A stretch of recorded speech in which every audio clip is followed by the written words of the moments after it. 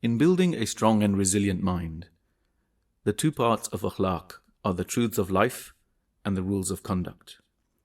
We covered the truths in the last video. The rules of conduct are goals of how you would like to behave. It is important and very helpful indeed that you declare what your most important rules of conduct are. And just like the truths of life, you should remind yourself of them frequently. Think about your character as a lump of coal. Coal is made of carbon, the same element that all living things are made of. The lump of coal can be turned to ash or coal dust or diamond, all through the same processes, heat and pressure. Just like that lump of coal, life will grind you down, burn you, or polish you up. It depends on how you handle it. Your character will go through many tests. Some of those you will pass by making good decisions and calmly getting through, and some you will suffer through. But it is hard to say that you will fail, because even failure will teach you something, as long as you understand that there is no such thing as failure, just feedback. You will find not only that pressure and difficulty are easier to handle, but you can also use those same forces to achieve happiness and success. So, let's think about devising our own rules of conduct. Basically, they are goals of behavior. They are ways in which you want to be. So they are phrases which start with the phrase, I will try to be. To devise your own personal rules, try these exercises. Firstly, cast your mind forward in time. Imagine yourself very old, inshallah, and looking back on your life. You'll be facing God. And when you face God, what character would you be proud of having shown throughout your life? Make a list of qualities that that person would have had. There could be things like honesty, faithfulness, being hardworking, and that kind of thing. The more specific you can make them, and the more important these things are to you, the more central they are to your character. And the more you should look these things over, because it is easy to forget these things when we are busy trying to live our lives. Another way of defining your rules of conduct would be to imagine yourself giving advice to a much younger version of you. Perhaps you were just a young child. Imagine you were writing down a set of 20 rules that the child had to read every morning and night. And if they acted out those rules every day, you promised that they would become a good and worthy person. What would those rules be? Another way to think about it is to think about someone you really admire. List their qualities to show the character you would really like to emulate every day. What is it about them that you like? What do they do, or how are they with other people? The more you can emulate them, the closer you can get to becoming like them. It is generally true to say that when we imitate and try to aspire towards something great, Allah moves us towards that thing. People don't often think about these things as much as they should. Keep them close, written down. A bit like your truths of life, you need to revise them and stare at them, perhaps every morning or every couple of days. Some people do this every day, others every week. Others do it when they're praying dua.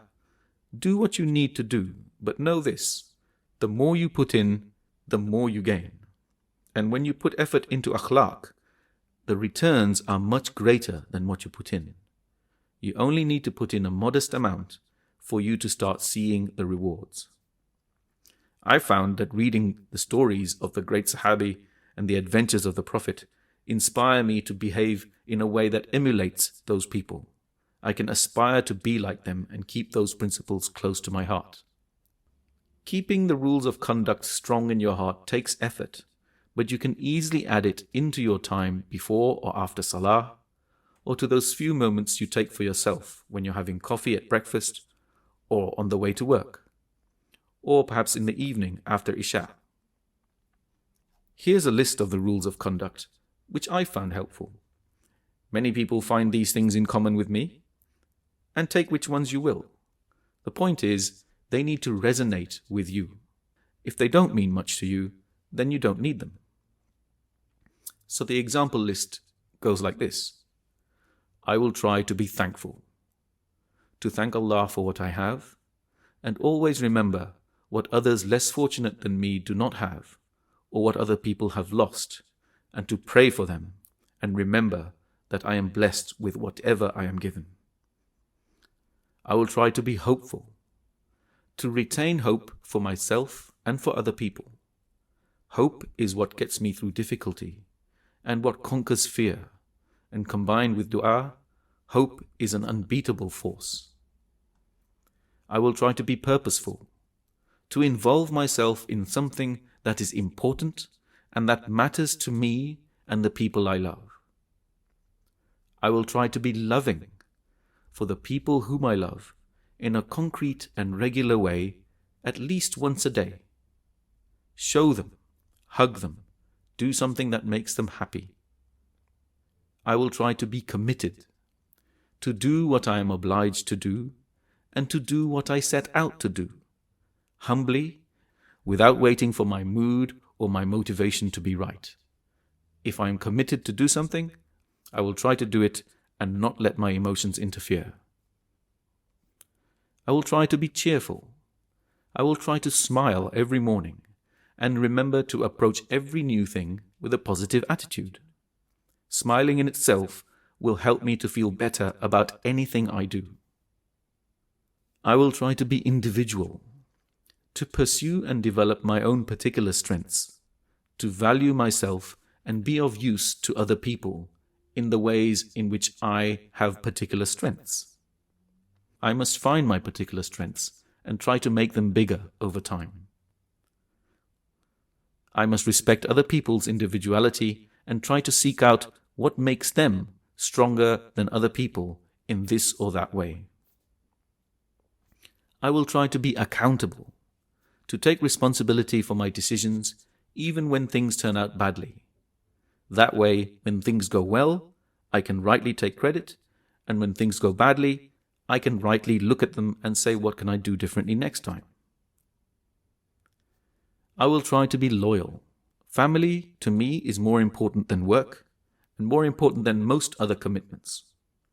So loyalty is very important to me. I will not judge my family for things that they have wronged me on, and I hope that they don't judge me. Loyalty is more important than work. I will try to be dignified. I will try always to act in a manner that shows gentleness, humility, and quiet strength. I will not try to show off. I will try not to be proud or boastful. Those rules might seem relevant to you or not. I have added to them and subtracted to them over the years, but I always found that coming back to them, especially when times are tough, helps to remind me of the person I wish to be. And slowly, I can move towards that character throughout my life. And the wish never ends. The mission is never completed. We are always on a journey to try to improve ourselves, and we must acknowledge that. We shouldn't feel inadequate. We should feel fine as long as we know that we are doing our best. God knows that we are just human beings, and He's made us to be full of fault and self-doubt, but the beauty of that is that we know how to be humble and to help other people along the same journey. Reflecting on Akhlaq as a whole, God has given us so much guidance on Akhlaq. Alhamdulillah. We must focus on it and be mindful of reminding ourselves of our truths of life and our rules of conduct as often as it requires. Initially, every day might be helpful, but after a month or so, perhaps going down to every couple of weeks. The point is, we have morals and laws which our religion teaches us, and we have other rules and moralities which we know are inherent to us anyway. We must reflect on our character and continually hold ourselves to account as to how we are actually living out our values. Only if we really reflect on these things every day can we make them big and present in our minds, and only then will they become set into our character. Everyone can agree with a set of rules, but to really live by them is a process by which you have to continually remind yourself. And when you do this, these rules will then come back and remind you. They will help you to take more responsibility for your actions and choices, and this in turn will give you greater control over your destiny. May the Almighty help us all in our efforts to become better people. In the next video, we will be looking at ways to control our emotions and our thoughts better. Inshallah, I'll see you then. And for anyone who wants to know more, there is great detail on Akhlaq and every other aspect of mental well-being covered in both of my books. Look at the links below and order the books. The more books we can sell at this stage, the more we can complete our mission to make all books in future free, inshallah, once we reach around 1 million followers. I know it's ambitious, but nothing great was easy to achieve. And stay with me, because we've still got so much great information and lessons that we can all learn from going forward. Wassalam.